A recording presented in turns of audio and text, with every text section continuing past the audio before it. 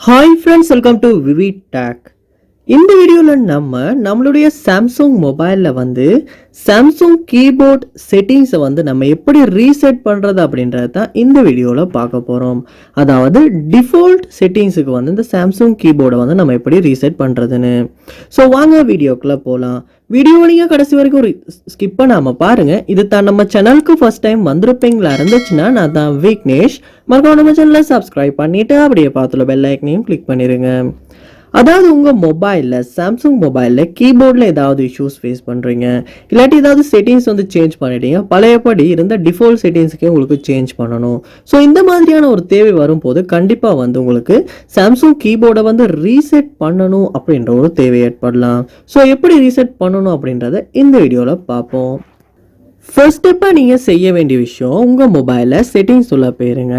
போனதுக்கு அப்புறமா செட்டிங்ஸை கீழே ஸ்க்ரோல் பண்ணி வருவீங்களா இருந்துச்சுன்னா உங்களுக்கு ஜென்ரல் மேனேஜ்மெண்ட் அப்படின்ற ஒரு ஆப்ஷன் ஒன்று கொடுத்துருப்பாங்க. அந்த ஆப்ஷனை கிளிக் பண்ணுங்கள். கிளிக் பண்ணிவிட்டு கீழே ஸ்க்ரோல் பண்ணும்போது உங்களுக்கு சாம்சங் கீபோர்ட் செட்டிங்ஸ் அப்படின்ற ஒரு ஆப்ஷனும் கொடுத்துருப்பாங்க. அந்த ஆப்ஷனை கிளிக் பண்ணுங்கள். ஸோ இங்கே உங்கள் சாம்சங் மொபைல் கீபோர்டை செட்டிங்ஸ் எல்லாமே நீங்கள் பார்க்கலாம்.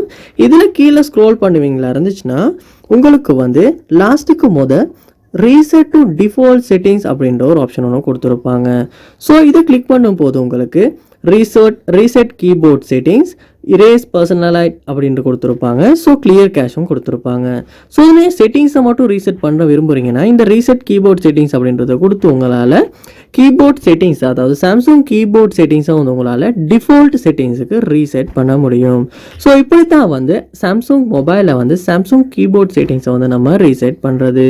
ஸோ இந்த வீடியோ உங்களுக்கு ரொம்ப யூஸ்ஃபுல்லாக இருந்திருக்கும்னு நினைக்கிறேன். இது போன்ற வீடியோ பார்க்கணுன்னா கண்டிப்பாக நம்ம சேனலை சப்ஸ்கிரைப் பண்ணுங்கள். அப்படியே பார்த்துல பெல் ஐக்கனையும் கிளிக் பண்ணிடுங்க. Thank you.